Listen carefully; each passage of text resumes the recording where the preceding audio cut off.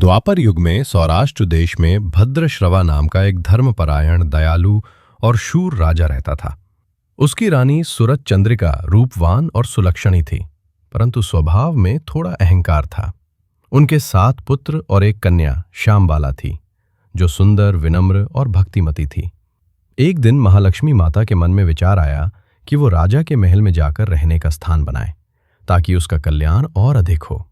माता ने एक वृद्धा का रूप धारण किया, फटे कपड़े, हाथ में लाठी, और महल के द्वार पर पहुंची। दासी ने आदर से पूछा और वृद्धा को पानी दिया।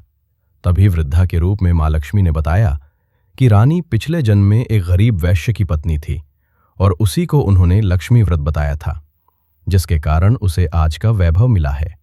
दासी ने व्रत करने का निश्चय किया। इतने में रानी बाहर आई और वृद्धा को देखकर क्रोध में बोली, अरे बूढ़ी, यहाँ क्यों आई है? निकलो यहाँ से। ने उसे अपमानित करके भगा दिया। रानी को यह पता ही नहीं था कि वो कोई साधारण वृद्धा नहीं, स्वयं महालक्ष्मी थीं। रानी के व्यवहार से दुखी होकर देवी वहां से जाने लगी। तभी राजकुमारी श्यामबाला दौड़कर आई और वृद्धा के पैर पकड़कर बोली, माता, मेरी माँ से भूल हुई है, कृपया क्षमा करें। राजकुमारी की विनम्रता ने देवी का हृदय पिघला दिया। उन्होंने श्यामबाला को महालक्ष्मी व्रत की पूरी विधि बताई और आशीर्वाद देकर अदृश्य हो गईं। इसके बाद दासी और श्यामबाला दोनों भक्ति भाव से व्रत करने लगीं। शीघ्र ही श्यामबाला का विवाह मालघर नामक राजकुमार से हुआ और वो वैभव, सुख व समृद्धि से भरपूर जीवन जीने लगी। इधर रानी और राजा पर विपत्ति आने लगी। धन संपत्ति नष्ट हो गई, राज्य भी हाथ से निकल गया। दारिद्र्य ने जीवन को घेर लिया। एक दिन राजा भद्रश्रवा अपनी बेटी से मिलने गया। श्यामबाला ने आदर सत्कार किया और विदा में धन से भरा हंडा दिया। लेकिन जब रानी ने घर पर हंडा खोला तो उसमें धन के बदले केवल कोयले थे। ये देवी की अप्रसन्नता का संकेत था। कुछ समय बाद रानी को भी बेटी की याद आई और वो श्यामबाला के घर पहुंची।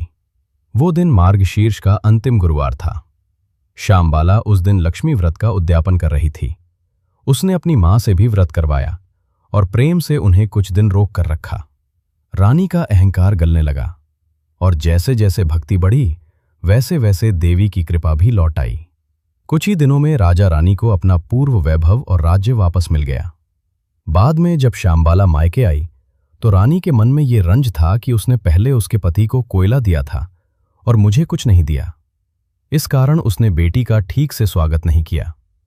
श्यामबाला ने ये सब शांति से सहा और वापस जाते समय पहले वाला हंडा अपने साथ ले गई और उसमें नमक भरकर ससुराल ले आई।